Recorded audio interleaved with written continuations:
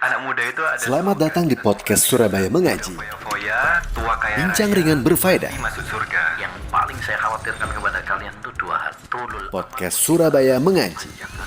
Bersama berbagai narasumber. Yang kedua adalah mengikuti hawa nafsu. Podcast Surabaya Mengaji. Bismillahirrahmanirrahim. Assalamualaikum warahmatullahi wabarakatuh. Alhamdulillah alladzi binikmatihi tatimmus sholihah. Senang sekali pada kesempatan kali ini kita kembali bisa menyapa para hadirin sekalian dimanapun antum berada di dalam acara podcast Surabaya Mengaji.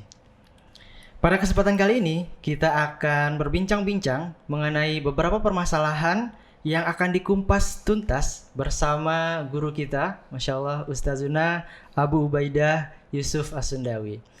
Masya Allah, bagaimana kabarnya Ustaz? Alhamdulillah, Masya Allah. Alhamdulillah, sehat terus ya Ustaz? Alhamdulillah. Alhamdulillah. Kesibukan saat ini apa Ustaz? Masih terus mengajar? Ya, masih ajar, dakwah, Insya Allah. Insya Allah. Bisanya. Alhamdulillah Ustaz. Baik Ustaz, Insya Allah sebentar lagi kita akan memasuki bulan Zulhijjah Ustaz. Nah, Di mana di bulan Zulhijjah ini ada salah satu ibadah yang menjadi syiar kaum muslimin di seluruh dunia Ustaz. Insya Allah di beberapa menit ke depan kita akan membahas kupas tuntas seputar kurban. Insya Allah. Baik Ustaz. Dalam perkara kurban ini Ustaz, jika kita melihat insya Allah di beberapa bulan yang akan datang, sebenarnya kita akan melihat dulu apa sebenarnya keutamaan-keutamaan bagi orang-orang yang mengikuti atau orang-orang yang menyembelih hewan kurbannya di ibadah kurban ini Ustaz. ya. Bismillahirrahmanirrahim. Alhamdulillah wassalatu wassalamu ala Rasulillah wala haula wala quwata illa billah ma ba'du. Ya, bulan Dzulhijjah itu bulan yang sangat istimewa ya. Terutama 10 awal bulan Dzulhijjahnya. Allah Subhanahu wa taala bersumpah dengannya. Wal fajr wa layalin ashr. Demi waktu fajar dan demi 10 hari awal bulan Dzulhijjah.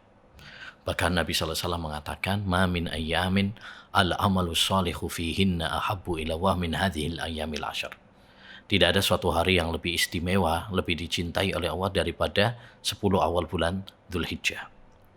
Ya, kenapa? Karena di bulan Dzulhijjah ini, ya terutama di awal-awalnya, 10 awal pertama, terkumpul ibadah-ibadah yang mulia. Ada puasa, ada haji, ada sholat, id, ya, ada juga yaitu ibadah kurban ini. Makanya hendaknya bagi kita semuanya mengagungkan 10 awal bulan Dzulhijjah ini. Sebagaimana dahulu para salaf. Ya, disebutkan oleh Abu Usman An-Nahdi, kana salafu yu'adzimuna salasa asyara. Adalah para ulama salaf itu mereka mengagungkan 3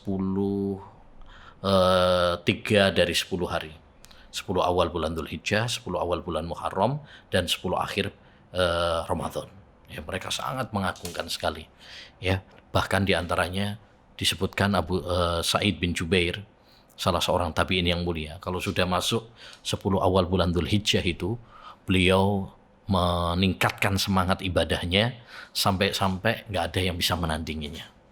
Nah, salah satu ibadah yang sangat ditekankan di akhir 10 awal bulan Dzulhijjah, yaitu pada tanggal 10, bahkan hari-hari tasyriknya, itu adalah ibadah kurban. Ya, karena ini adalah syiar di antara syiar-syiar Islam. Ini juga perintah dari Allah Subhanahu wa taala. Allah berfirman, "Fasholli li rabbika wanhar." Salatlah untuk Rabbmu dan menyembelihlah. Ya, termasuk di antaranya adalah ibadah kurban ini. Bahkan disebutkan dalam hadis Ibnu Umar, aqama Rasulullah bil Madinah asyra sinin yudhahi. Rasulullah itu 10 tahun di Madinah, ya. Beliau nggak pernah meninggalkan ibadah kurban. Artinya setiap tahun mesti melakukan ibadah kurban. Karenanya maka kita hendaknya bersemangat untuk melakukan ibadah kurban ini, ya. Karena apa? Tadi satu itu adalah kita beramal soleh di 10 awal bulan Dzulhijjah yang keutamaannya sangat luar biasa.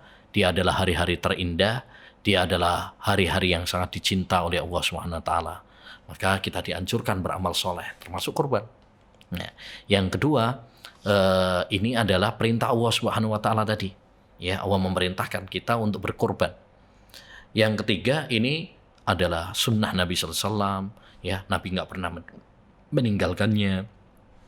Yang keempat juga, ini termasuk syiar di antara syiar-syiar Islam yang harus kita agungkan. Wa may yu'azzim sya'airallah fa innaha min taqwal qulub. Barang siapa yang mengagungkan syiar-syiar Allah, maka itu termasuk ketakwaan, ya, dalam hati. Demikian juga manfaatnya luar biasa. Ibadah kurban ini, Masya Allah. Di antara manfaatnya, ya, kita bisa saling berbagi, menyenangkan orang-orang yang fakir miskin. Ya, mungkin selama ini jarang bisa makan daging. Di bulan Dzulhijjah, ya, terutama di Dzulhijjah, ibadah kurban, ya, dan hari-hari tasyrik kita bisa berbagi. Mereka juga bisa nyate bersama, ya kan, bikin pentol dan sebagainya. Jadi menyenangkan dan berbuat baik kepada manusia itu juga salah satu hal yang sangat ditekankan dalam agama Islam.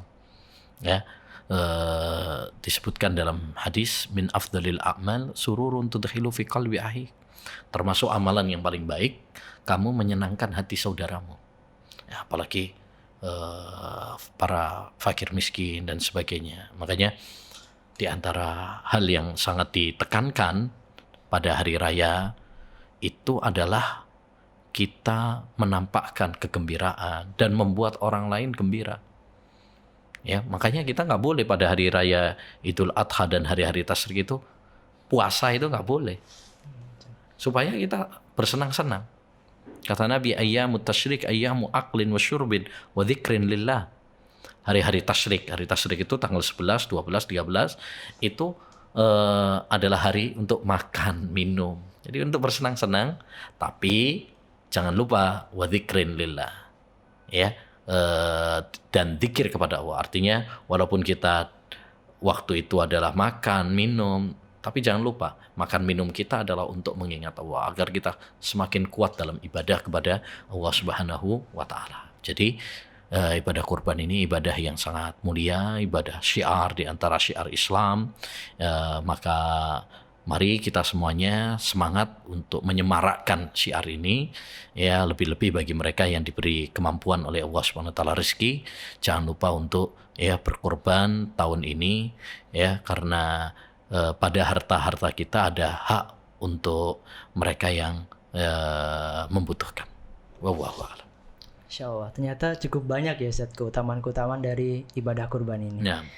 Tapi Ustaz, jika kita dan saudara-saudara muslim lainnya kita ingin menyelenggarakan kurban tahun ini Ustaz, kira-kira waktu yang tepat atau waktu yang terbaik untuk kita menyembelih hewan kurban ini di waktu apa Ustaz?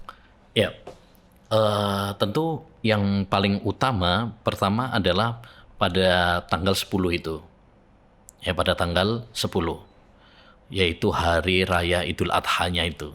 Selepas sholat atau selepas khutbah.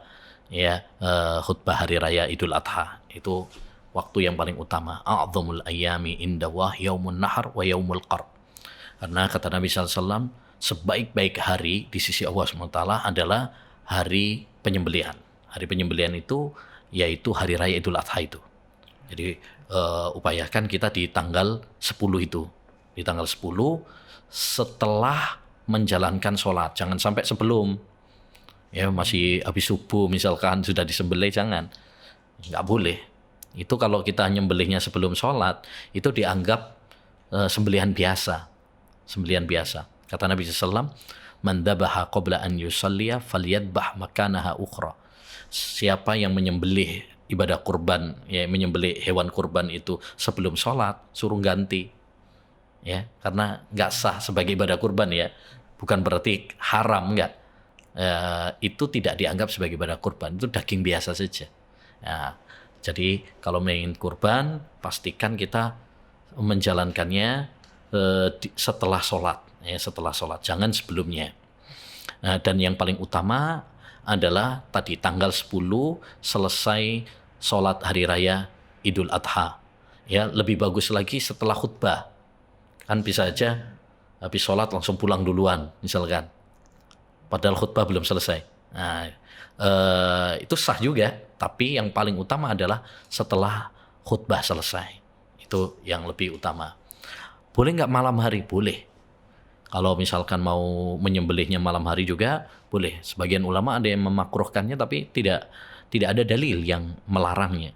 Ya, oleh karenanya boleh-boleh saja seorang menyembelih malam hari boleh. Ya, tapi yang paling utama adalah tadi waktu duha. Makanya disebut ibadah kurban itu penamaannya salah satunya adalah udhiyah. Udhiyah diambil dari kata duha karena yang paling utama adalah disembelih pada waktu duha. Ya, yaitu setelah sholat hari raya Idul Adha. Ya. Dan sebagai faedah juga boleh nyembelih itu di hari-hari tasyrik. Jadi tanggal 11, tanggal 12, tanggal 13 itu boleh. Kata Nabi SAW, ayyamut tasyrik dzabhun kulluh. Hari-hari tasyrik itu adalah hari-hari penyembelihan semuanya. Jadi kalau misalkan seandainya nih ada masjid atau lembaga dapat kambing atau sapi banyak sekali. Seandainya kalau sembelih pada tanggal 10, kewalahan panitianya misalkan.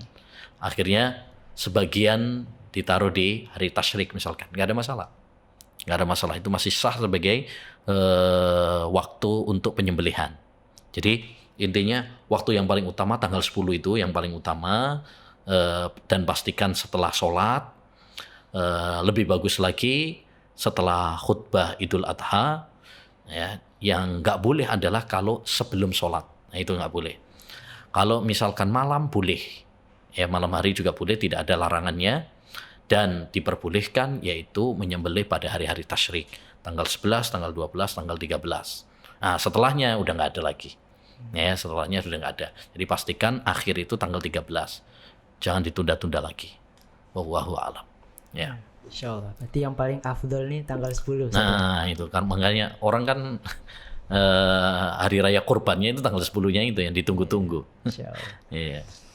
Nah, Ustaz, untuk selanjutnya biasanya di Indonesia atau pada masa Rasulullah ini, Ustaz, hewan kurban yang sering disembelih itu kan unta ya, Ustaz ya.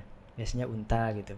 Namun di Indonesia kita hampir tidak menemukan ada unta, bahkan sangat jarang sekali gitu, Ustaz ya.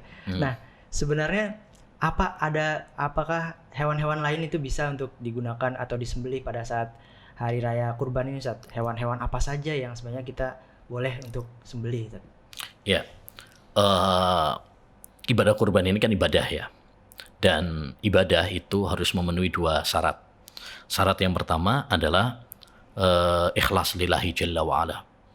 Makanya kita kalau mau berkorban berarti pastikan kita lurus niatnya, kita betul-betul lillahi ta'ala.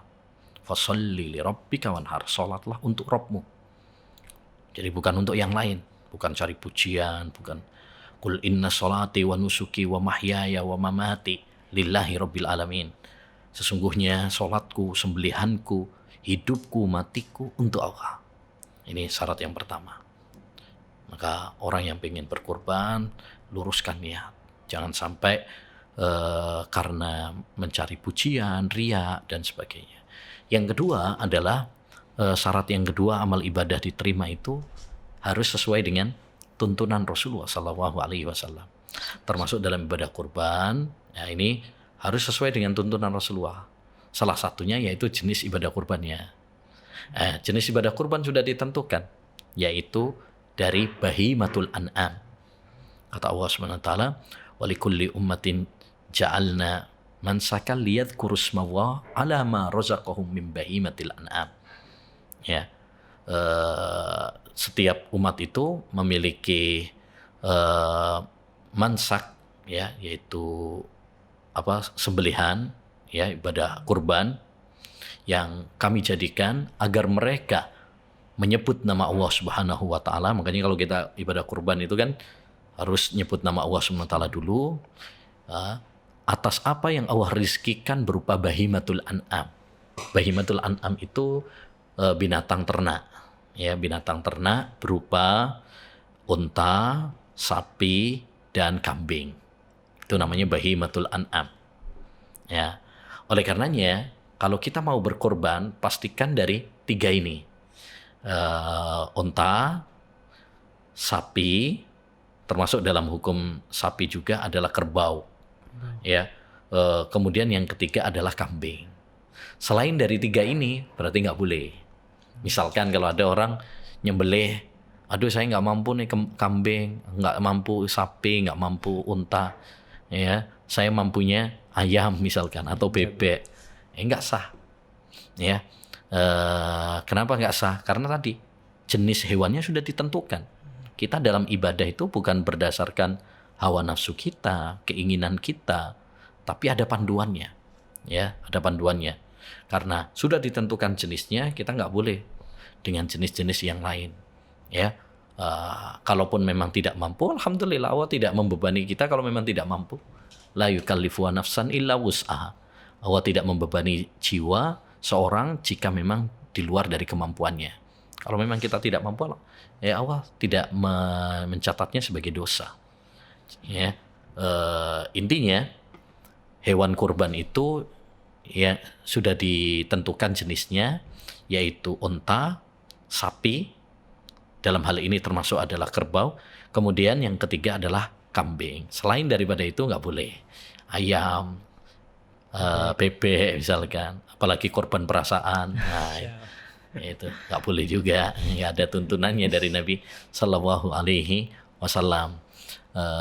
Jadi ya jenis apa saja hewannya itu tadi 3 itu. Selain daripada itu maka tidak disebut sebagai ibadah kurban.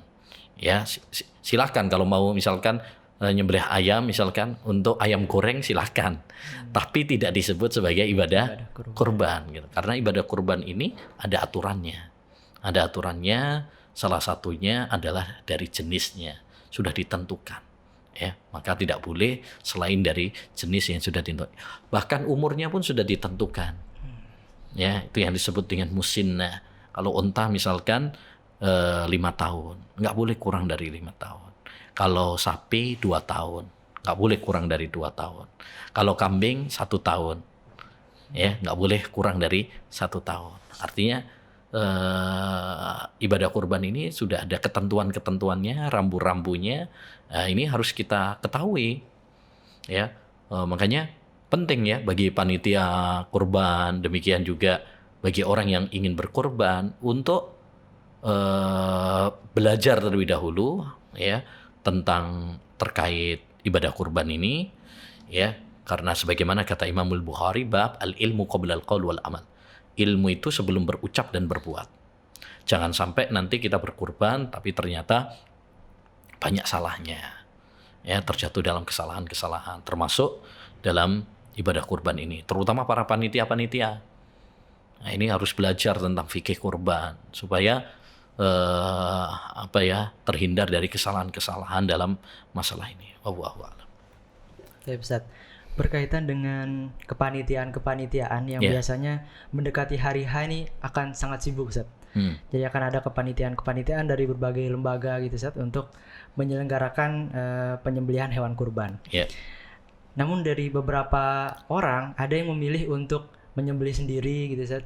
Ada juga yang menitipkan ke kepanitiaan tadi. Namun tidak sedikit yang luput dengan hal-hal kecil, Ustaz, seperti adab-adab saat menyembelih hewan kurban. Nah, dalam sisi syariat Islam, ini apa sih adab-adab yang harus kita perhatikan ketika ingin menyembelih hewan kurban ini, Ustaz? Ya.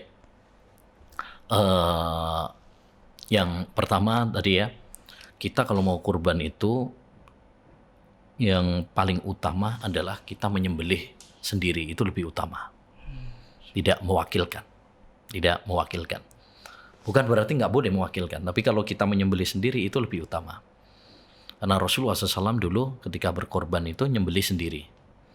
Ya, beliau bahkan pada saat Hajjatul Wada, beliau 100 kambing, 63 disembelih dengan tangannya sendiri. Baru selebihnya diserahkan kepada Ali bin Abi Thalib. Itu menunjukkan kepada kita satu, bahwa orang ketika kurban itu kalau bisa menyembelih sendiri itu lebih utama.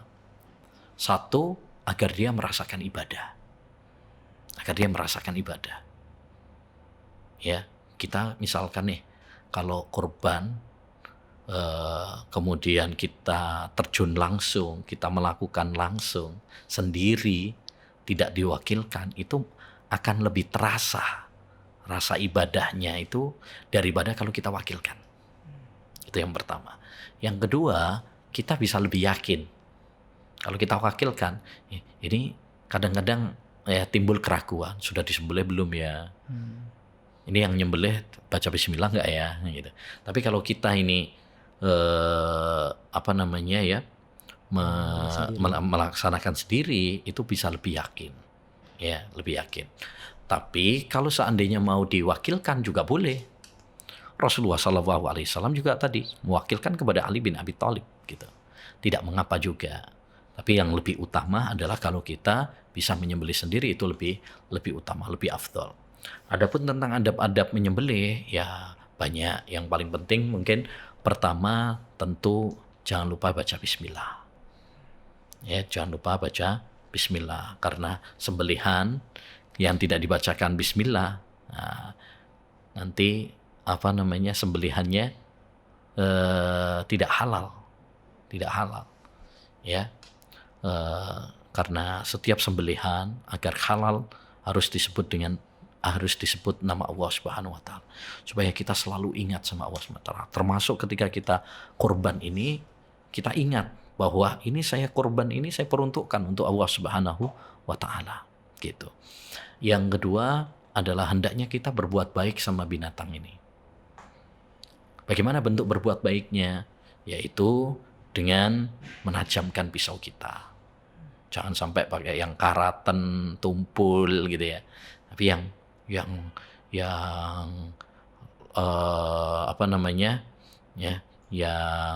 tajam. Sebagaimana dalam hadis Nabi SAW bersabda, Inna waha katabal ihsana ala kulli syai. Allah itu mewajibkan berbuat baik kepada segala sesuatu. Fa idza qataltum fa ahsinul qitlah wa idza dabahtum fa ahsinud dzibha. Kalau kalian membunuh, yaitu menegakkan hukum qisas, ya, maka bunuhlah dengan cara yang baik. Enggak boleh disiksa terlebih dahulu. Wa idza dabahtum fa ahsinud dzibha. Kalau kalian menyembelih, sembelihlah dengan cara yang baik. Wal yuhidda ahadukum syafratahu wal yurih dzabihatahu. Hendaknya dia menajamkan pisaunya, jadi tajamkan. Jangan yang tumpul, jangan yang karatan. Wal yurih dzabihatahu, senangkan. Ya, senangkan. Maksudnya jangan dibanting-banting. Ya, jangan dibanting-banting. Jangan diinjak-injak gitu ya, diseret-seret.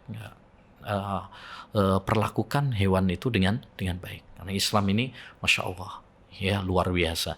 Dia menganjurkan kepada kita berbuat baik kepada siapapun, termasuk kepada hewan. Kita dianjurkan berbuat baik kepada hewan. Kemudian juga yang paling penting juga untuk kita ingatkan ya kepada para penyembelih, para panitia dan sebagainya adalah ketika menyembelih, ya, jangan sampai dilihat sama hewan yang lain. Ketika kita mengasah juga demikian, jangan sampai terlihat oleh hewan tersebut. Ya, sembunyikan. Kenapa? Karena mereka juga punya perasaan. Ya, banyak kadang lihat lihat hewan itu kadang-kadang sebagiannya nangis loh. Nah, mungkin dalam batinnya, wah bentar lagi giliran saya nih. Nah, itu. Jadi ini perlu diperhatikan. Pernah Rasulullah SAW melihat ada seorang sahabat, dia menajamkan pisaunya di depan hewannya yang mau disembelih. Ditegur sama Nabi SAW. Ya, aturidu antumitaha, ya, marratain. Apakah kamu pengen untuk bikin dia mati 2 kali? Ini sebelum disembelih udah mati duluan tuh. Wah, itu penyiksaan gitu lah. Penyiksaan. Jadi ini perlu diperhatikan lah untuk orang-orang yang mau menyembelih, untuk para panitia. Hal-hal seperti ini perlu diperhatikan ya, supaya sembelihan kita dan ibadah kurban kita itu betul-betul sesuai dengan aturan sunnah Nabi Shallallahu Alaihi Wasallam. Ya.